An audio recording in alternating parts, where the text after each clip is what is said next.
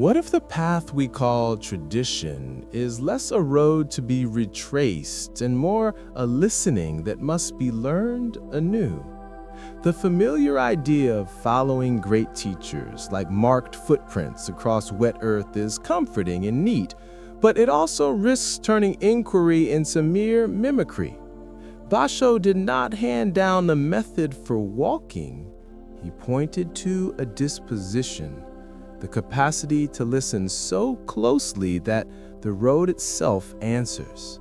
To seek what the wise sought is to cultivate that attention, to become a pilgrim of the question rather than a copier of its artifacts. Picture an old track through a bamboo grove. Travelers have trotted for generations. Their steps have pressed a groove into the soil, a comfortable channel that seems to indicate the only way forward. If you place your feet carefully in those grooves, you will move more swiftly, appearing reverent and dutiful. But you will also miss the whisper of a hidden spring at the grove's edge, the crooked stone that rings like a bell when the rain touches it, the small mushroom that opens only after dusk.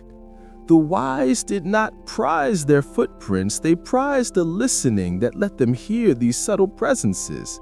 Their following was not mimicry, but an attunement to the living source beneath form. To take this kind of seeking seriously is to embrace a paradox: fidelity without repetition. It means honoring the essence of a teacher's inquiry while refusing to be bound by its outer expressions. Imagine a poet who copies a stanza exactly and calls it homage. What is lost is the hunger that birthed the stanza. The poem's heat cools into mere citation. True homage rekindles that hunger and writes a stanza the world has not yet seen. The masters left traces not as templates but as invitations to taste the same hunger, to be consumed and transformed by it. There is an ethical dimension here. When we copy forms as if they were the point, we risk turning wisdom into ritual armor, a way to appear enlightened without undergoing the perilous refining the wise once bore. Authentic seeking asks more than outward conformity. It invites a personal vulnerability, the willingness to stumble inside the inquiry, to be undone and remade by the search. The wise did not seek safety, they sought truth with the openness of someone stepping into cold water. We honor their lineage not by preserving their footprints, but by accepting the same cold plunge. Consider the seasons as a teacher. Spring does not repeat the exact bloom of last year. It returns to the same impulse to grow. To copy last year's blossom would be to betray spring's living intent. Similarly, the spiritual path is an unfolding that requires fresh responses. When the master sat under a tree and found silence, his silence was shaped by his time and his wounds, his questions. Our silence must be shaped by ours. The form may look similar, sitting, breathing, watching, but its meaning arises from the felt center of our present hunger. Learning to seek what the wise sought requires a deliberate unlearning. We must loosen the grip on recipes and slogans, on the comforting architecture of how it's done, and instead cultivate a sensitive backbone, an inner compass that tunes to the same north the wise once faced. This compass is not a doctrine, but a cultivated quality, curiosity tempered by humility, attention softened by compassion, an appetite for truth that refuses the seductions of certainty. It is less a map than a posture toward not knowing. This posture changes the way we read the world. Rituals and practices become instruments rather than idols. Texts become sparks rather than shelters. We stop measuring ourselves by how accurately we reproduce a posture and start measuring by how fully we allow the inquiry to remap our living. There is a terrifying generosity to this. It asks us to risk incoherence, to risk being a beginner again. But in that risk, the road listens and answers, offering steps we could not have anticipated from mere imitation. So the first lesson of the road that hears is simple in shape and radical in consequence. Do not make the teacher into a fossil. Let their longing set loose in you. Let the forms they left be reeds that sing when wind passes through, not cages that preserve a corpse.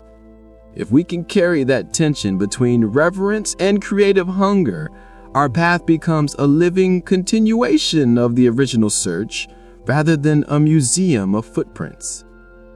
And now, stepping off the worn groove, you notice the grove's edge where mist gathers and a faint sound, like a bell submerged in paper, awaits translation. How will your feet learn to listen there?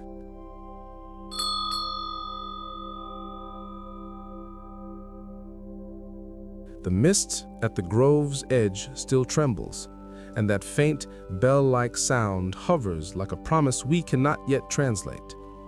We step closer, not to echo a familiar footfall, but to learn the language of this particular hush.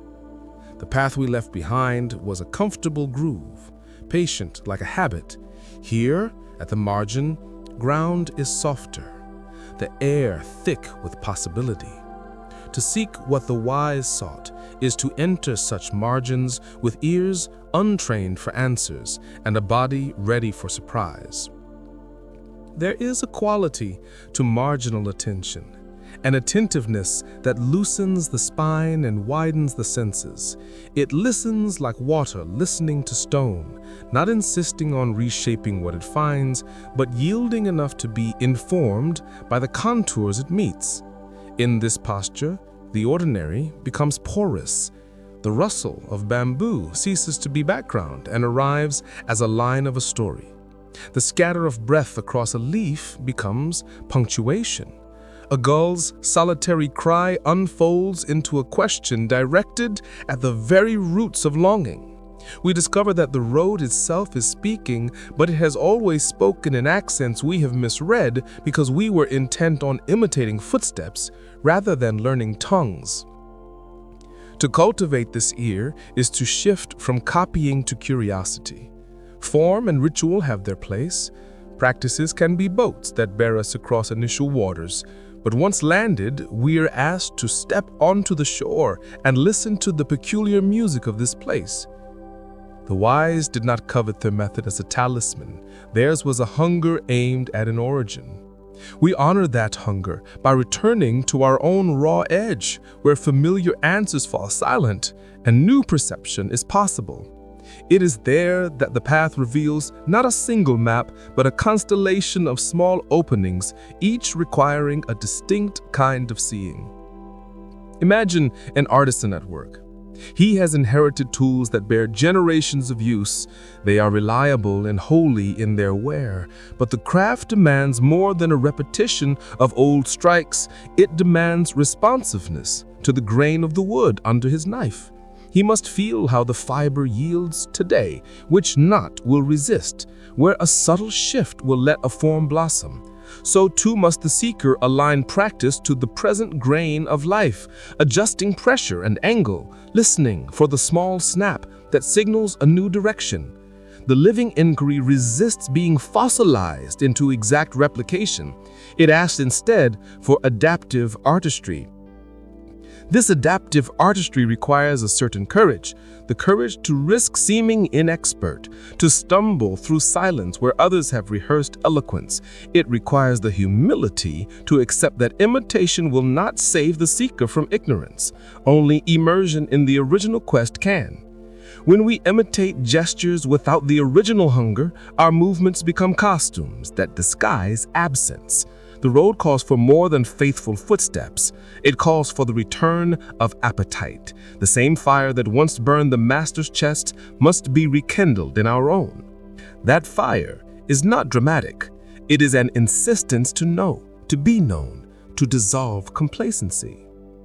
Subtlety matters here. The shift from mimicry to seeking is often invisible at first, an alteration in tone, a pause that lets a sound complete itself, a look that lingers just long enough to gather an unspoken detail. These small calibrations, repeated, change the architecture of attention. The traveler who learns them begins to notice patterns that had been concealed by habit, the way certain questions always close into certainty, how praise can harden into pride, how silence can either shelter or isolate, depending on the posture of the listener. Awareness becomes discriminative, not to judge, but to choose the next step with fidelity to living truth. There is also a moral contour to this process. To seek rather than follow is to accept responsibility for the consequences of one's inquiry. When imitation suffices, the seeker may perform virtue without undergoing transformation. When pursuit of the source begins, the seeker must reckon with the implications of discovery. The truth that emerges tends to be uncompromising. It asks of us a reordering of commitments, a rearrangement of desires. This is not punitive, but clarifying. Strip away the ornamental, and the core reveals itself, perhaps small and luminous, perhaps demanding the courage to act differently in the marketplace of everyday life. And yet the path is not a solitary birthing of heroism. Even at the margin, we are in conversation with fellow travelers, with the terrain, with silence. Listening well is a communal act. It gathers echoes into insight, collects fragments into a new grammar that can be shared. The wise did not hoard their hunger, they offered its flavor to those willing to taste. Our task is to keep that generosity alive, to let our discoveries teach rather than to become trophies that build fences. So we linger at the grove's lip, feet just dampened by the mist, palms open to the small bell that no one taught us how to hear. The sound is neither solution nor slogan. It is an invitation to a craft that takes a lifetime to refine. We feel the pull between the comfort of old grooves and the risk of beginning anew. If the road will answer only to the one who listens with fresh appetite, how will you learn that language where the ground is soft and the bell rings faintly?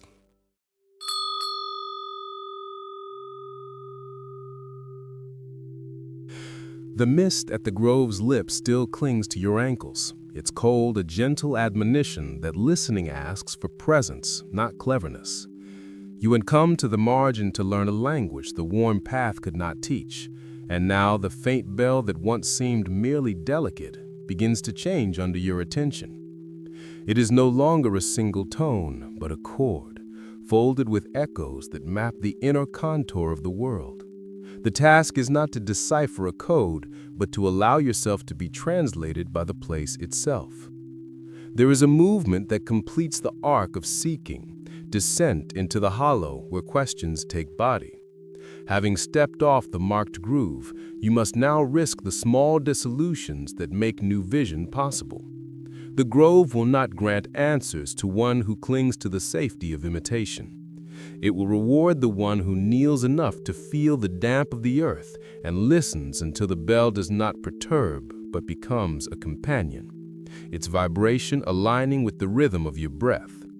In that alignment, the search loses its frantic quality and becomes a wild and compassionate attentiveness. Imagine the bell's tone spreading through your chest like a tide, each wave gentler than the last, washing away a layer of acquired certainty. What remains behind those layers is not confusion, but a clearer ground from which new acts can be born.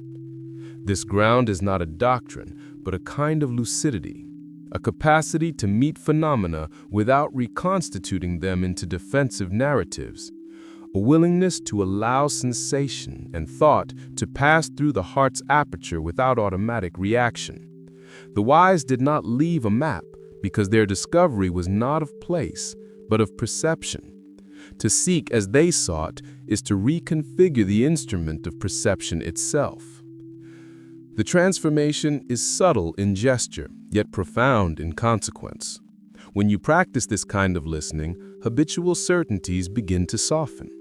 The rigid scaffolding of identification, roles, resentments, private mythologies becomes porous. You notice how quickly a once sharp opinion loses its edge when examined in the light of sustained attention.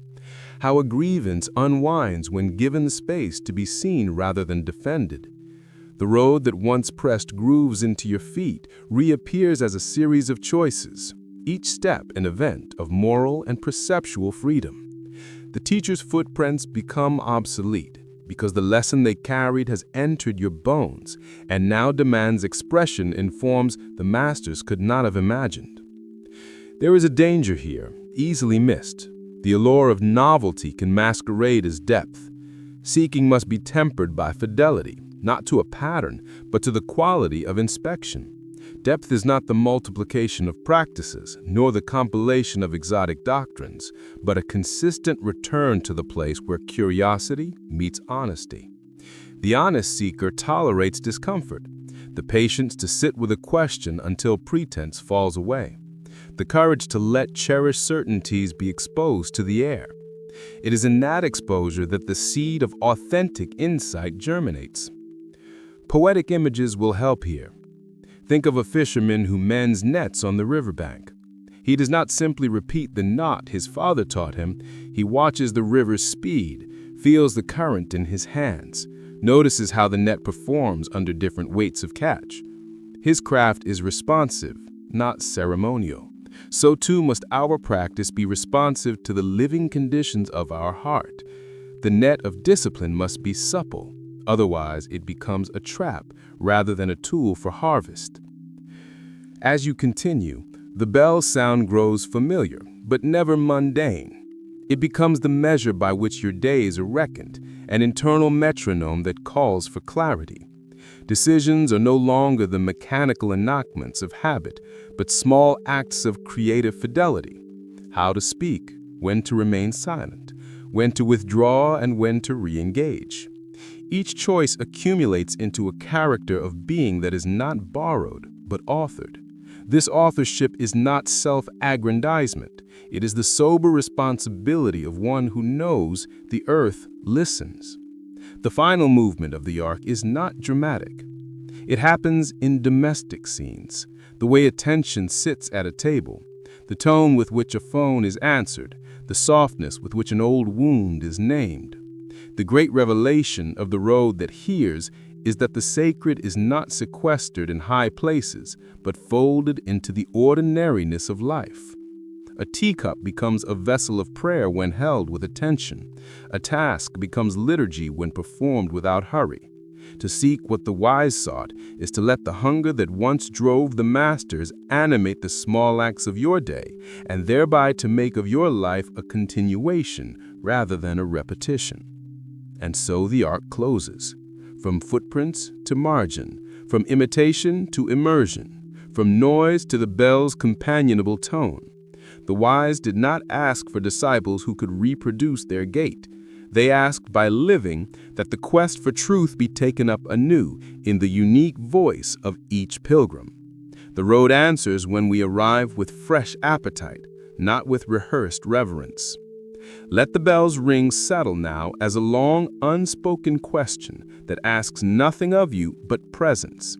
In its lingering, you find not a destination, but an art, the capacity to keep beginning, to listen beyond echoes, to allow the living source of inquiry to shape your steps in ways that are original, humble, and true.